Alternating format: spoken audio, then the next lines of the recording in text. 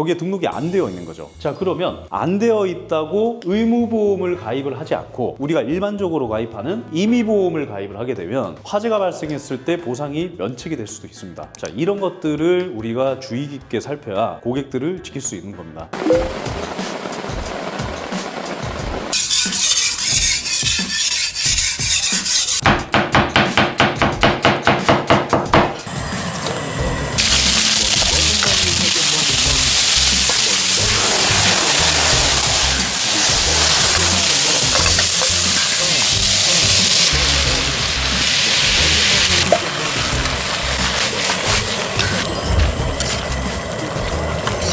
이제 맛있게 먹을까? 네. 민준아, 얼마 전에 누가 전화 와가지고 뭐 물어봤어? 네. 뭐? 특수건물이란 거에 대해서 물어봤는데 특수건물이란 게 뭐예요? 특수건물이 뭔지 알고 싶어요? 네. 그럼 아빠가 영상 찍어놓고 있는데 한번 볼까요? 네. 응.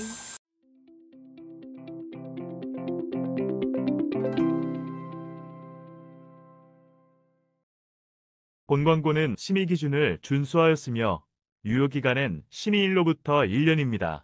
안녕하세요, 권태진입니다. 이번 시간에는 의무보험 가입 대상 특수건물에 대해서 알아보도록 하겠습니다. 특수건물, 1971년 대형가 호텔 화재로 인해서 많은 사상자가 발생을 했죠. 이 사건을 계기로 화보법, 즉 화재로 인한 재해보상과 보험가입에 관한 법률이 개정된 건물로서 많은 인원이 근무하고 거주하고 출입하는 건물들을 특수건물로 지정을 하고요. 이 특수건물의 건물주 혹은 건물주에 준하는 단체, 관리단과 같은 곳이죠. 단체나 건물주는 특수건물 화재 대물배상, 신체손해배상 책임과 같은 의무보험을 가입을 해야 됩니다. 자, 특수건물에는 어떤 것들이 있냐? 16층 이상의 아파트, 11층 이상의 일반 건물, 연면적 3,000제곱미터 이상의 공장, 병원과 같은 건물들이 있고요. 그리고 다중시설, 공영장, 국유건물 여러 가지가 있는데 우리가 기억할 건 아파트, 그리고 일반 건물, 공장 요 세 가지 정도만 기억하면 될 것 같아요. 첫 번째 이제 아파트인데 한 단지 안에 여러 건물이 있는데 어떤 거는 20층 건물, 어떤 거는 10층 건물, 아파트 같은 경우에는 16층 이상이 넘어가는 건물은 특수건물이라고 했죠. 자, 그러면 이 아파트 단지, 이 단지 안에 한 동이라도 16층이 넘어가게 되면 이 아파트 단지는 전체가 특수건물 의무가입 대상이 됩니다. 이 아파트는 건물주가 뭐 각각 개별이죠. 그래서 여기서 이제 입주자 대표회를 이렇게 설립을 해가지고 보유번호증이 나옵니다. 그 사업자가 약간 임의 건물주가 되고요. 그 관리단이 특수건물 의무보험을 가입을 해야 돼요. 자, 두 번째는 이제 일반 물건인데 크게 화재보험 같은 경우에는 일반 물건, 주택 물건, 공장 물건으로 물건이 세 개로 나눠집니다. 물건이 세 개로 나눠지는 이유는 약관이 세 개로 나눠져 있어요. 주택 약관, 공장 약관, 주택과 공장이 아닌 거는 이제 일반 약관인데, 자, 일반 물건이면은 공장도 주택도 아닌 상가로 이루어진 건물들이에요. 매장, 음식점, 병원, 사무실 이런 것들로 이제 건물이 1층부터 쭉 있겠죠. 자, 이 건물이 옥탑을 제외한 11층 이상이 넘어가게 되면 특수건물이 돼요. 이 상가의 건물주가 한 명이다. 그럼 그 건물주가 건물 의무보험 가입 대상인 승강기 배상과 특수건물 화재 대물 화재 대인 배상 책임보험을 가입을 해야 되고요. 자, 근데 이게 만약에 주인이 다 다르다. 그런 경우에는 여기도 마찬가지 관리단에다가 보통 이제 위탁을 합니다. 관리를 맡기죠. 그럼 그 관리단이 건물주에 준하는 대상이 되기 때문에 그 관리단이 이 건물 전체에 특수건물 화재 대물배상 시체배상 책임을 가입을 하게 돼요. 자, 여기서 이제 주의할 점은, 자, 건물주가 막 권태진이라는 사람이다. 그런데 여기에 제가 건물 관리를 못하니까 그 관리업체에다가 위탁을 맡겨서 그 관리업체가 여기에 관리사무소를 두고 건물을 관리하는 형태지 않습니까? 자, 그러면 계약자와 피보험자가 있는데 항상 이 피보험자가 중요해요. 피보험자는 소유자 혹은 점유자, 소유자는 건물주, 점유자는 임차인이라고 하죠. 이 대상이 제3자에게 법률상 배상 책임을 부담함으로써 발생한 손해를 보상해주는 책임보험을 가입을 해야 되는데 피보험자에다가 관리단을 넣겠죠. 보통 관리단이 아니면 이 건물주를 넣어요. 자, 이런 경우에는 보통 건물 관리 문제로 화재가 나면 건물주 권태진으로 가입하면 관리 주체인 관리단의 구상이 들어갈 수도 있어요. 그래서 피보험자에다가 관리단과 건물주를 같이 공동 피보험자로 넣어두고요. 여기에 좀 안전하게 하려면 대위권 포기라는 이제 보험회사가 손해배상 청구를 할 수 있는, 구상을 할 수 있는 그 권리를 포기하는 대위권 포기 특약을 넣어주면 좀 더 확실하게 보험 가입을 할 수 있습니다. 세 번째가 이제 공장인데, 공장 같은 경우에는 층수가 아니라 연면적이에요. 자, 연면적이라 하면 지식산업센터 같은 아파트용 공장 있죠? 한 3개 층으로 이루어진 아파트용 공장도 있어요. 자, 이 안에 공장 물건들로 이제 다 들어가 있다. 그러면 이 공장이 1층 면적이 1000제곱미터, 2층 면적이 1000제곱미터, 3층 면적이 1000제곱미터다라고 하면 이 건물의 연면적은 1, 2, 3층 면적을 합친 3,000제곱미터가 이 건물의 연면적이라고 하거든요. 이 공장화재 같은 경우에는 이 연면적이 3,000제곱미터가 넘어가게 되면 이 건물은 특수건물 화재대물 신체손해배상 책임보험 가입 대상이 됩니다. 자, 이거는 이제 하나의 건물인 경우고요. 자, 어떤 건물들 보면 공장에 가면 정면으로 봤을 때 말고 항공, 자, 하늘에서 내려다 봤을 때 A동 공장동이고 B동이 창고동이고 C동이 식당, 기숙사, 그리고 사무동이 있어요. 자, 이 공장동이 2,000제곱미터, 그 다음에 창고동이 500제곱미터, 일반 건물이 1,000제곱미터면 이 세 개의 면적을 합치게 되면은 3,500이죠. 자, 이 필지 안에 있는 이 공장 건물은 연면적이 3,500제곱미터라고 표현을 합니다. 이게 연면적이에요. 이 연면적이 3,000제곱미터 이상이 넘어가면 특수건물 의무보험 가입 대상이 되겠죠. 자, 주의해야 될 사항이 있습니다. 특수건물은 줄여서 특건 대물이라고 할게요. 특수건물 화재 대물 배상 책임. 이 의무보험을 넣어야 되는데, 자, 어떤 경우에는 가보면 예전에 건물을 지을 때는 이 공장이 A동 1,000제곱미터, B동 1,900제곱미터에서 2,900제곱미터였던 거예요. 자, 그러면 연면적 3,000제곱미터가 넘지 않으니까 의무보험 가입 대상은 아니었죠. 자, 그런데 옆에 이제 증축을 해서 이 공장 연면적이 3,000제곱미터를 훌 넘어간 거예요. 자, 옆에 증축을 500제곱미터를 해가지고 연면적이 3,400제곱미터가 되면 특수건물 의무보험 가입 대상이죠. 그런데 현재는 의무보험 가입 3,000제곱미터가 안 넘으니까 특수건물은 이제 화재보험협회에서 관리를 하는데, 화재보험협회에 들어가면 특수건물 그 물건번호하고 요율, 할인율 이런 것들이 나와 있어요. 거기에 등록이 안 되어 있는 거죠. 자, 그러면 안 되어 있다고 의무보험을 가입을 하지 않고 우리가 일반적으로 가입하는 화재 대물 배상 책임, 화재 대인 배상 책임, 실화 대물 배상 책임과 같은 임의보험을 가입을 하게 되면 화재가 발생했을 때 보상이 면책이 될 수도 있습니다. 자, 어떤 얘기냐면 자동차 보험으로 따지면은 의무보험이 대인 1이고요. 밑에 화재대물 배상, 신체 실화대물 배상 책임 보험 같은 것들이 임의보험이라고 해서 자동차로 따지면은 대인 배상 2예요. 자, 그러면 의무보험 가입 대상인데 화재보험협회에 등록이 안 되어 있다고 의무보험을 안 넣고 임의보험으로 그냥 설계를 하게 되면 화재가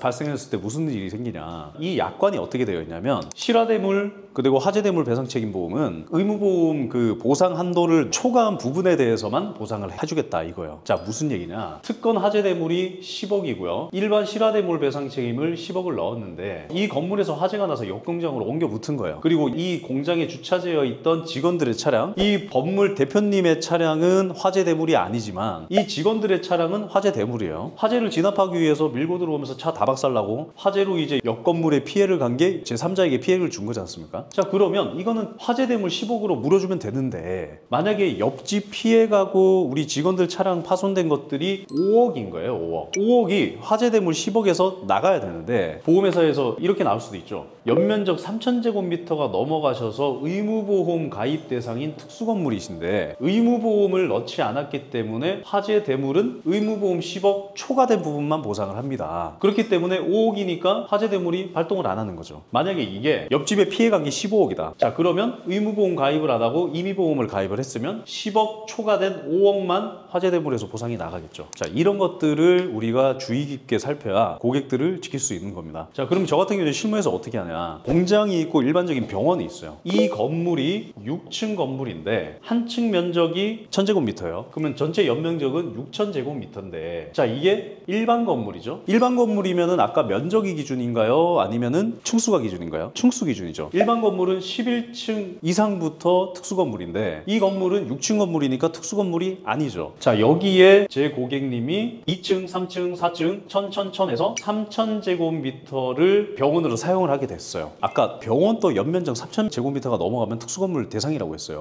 이 건물 안에 연면적 3,000제곱미터 이상의 병원이 들어가게 됐죠. 자, 근데 이 건물은 특수건물로 등록이 안 되어 있겠죠. 자, 그래서 원장님께 이 건물은 3,000제곱미터가 넘어가게 되면 특수건물로 지정이 돼야 되는 의무보험 가입 대상일 수도 있습니다. 그래서 건물주에게 얘기를 해서 이 건물을 특수건물로 이제 등록을 해야 되는데, 자, 일단 특수건물이 되었다라고 해서 임의적으로 이 보험 가입을 해요. 이 안에 건물시설, 직기, 재고, 의료장비들을 넣고 배상 책임은 영업배상, 그 다음에 의사배상, 화재배상, 그 화재배상을 특수건물 화재 대물배상, 대인배상 이런 것들로 넣는 거예요. 일단 자, 그걸 넣을 때 의무보험 가입 대상이 아직 아니지 않습니까? 자, 이런 경우에 아까 어디서 관할한다고 했죠? 화재보험협회에서 관할한다고 했죠. 보험 가입을 하면서 보험회사를 통해 특수건물 점검 의뢰서를 작성을 해서 화재보험협회에다가 점검 의뢰를 띄웁니다. 저 같은 경우에. 자, 그러면 일단 가입을 하고 나서 화재보험협회에서 실사를 나온 다음에 다음에 짧게는 1개월, 길게는 한 3, 4개월 뒤에 특수건물로 등록이 되고 물건 번호가 나오고요. 할인율과 요율이 지정이 됩니다. 자, 그러면 가입한 지 4개월 정도 지났죠. 그때 특수건물 그 할인율을 적용을 해가지고 다시 배서 변경 신청을 해주면 보험료도 할인율이 특수건물 같은 게 크게 들어가거든요. 특히 풍수재 같은 경우에는 특수건물이 아닌 건물이 풍수재 보험료가 뭐 예를 들어 10만 원일 때 특수건물이면은 뭐 30%, 20%도 하지 않는 경우가 좀 있기 때문에 특수건물로 등록이 되면서 좀 좋은 경우도 있어요. 자, 그래서 이런 경우에는 특수건물로 점검의뢰를 띄우고 그 점검의뢰 결과가 나온 걸 다시 설계에 반영해주는 작업을 2차적으로 해주는 게 굉장히 중요합니다. 자, 이런 부분들을 좀 더 세심하게 살펴서 고객들을 케어해주면 좋을 것 같습니다. 자, 오늘은 의무보험가입 대상 특수건물에 대해서 알아봤고요. 다음에는 좀 더 좋은 주제로 찾아뵙도록 하겠습니다. 감사합니다. 영상 잘 봤지? 네.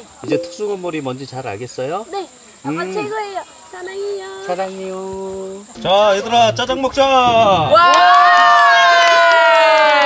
이 채널은 보험 설계사분들께 이 어렵고 복잡한 화재보험을 쉽게 알려드리는 채널입니다. 보험 설계사분들은 이 극강의 난이도를 자랑하는 재물보험을 쉽게 헤쳐나가기 위해서는 좋은 교육과 좋은 멘토가 필요합니다. 1:1 자문 서비스, 설계 검토, 전국 온오프라인 강의를 비교적 낮은 금액으로 유료 멤버십 형태로 운영하고 있습니다. 15년간 수천 건의 물건, 이를 통해 실무와 교육을 겸비한 좋은 멘토를 만나 재물보험을 자유롭게 운영할 수 있는 연금술사가 되고 싶으신 분들은 연락 주시기 바랍니다. 감사합니다. 본 광고는 심의 기준을 준수하였으며 유효기간은 심의일로부터 1년입니다.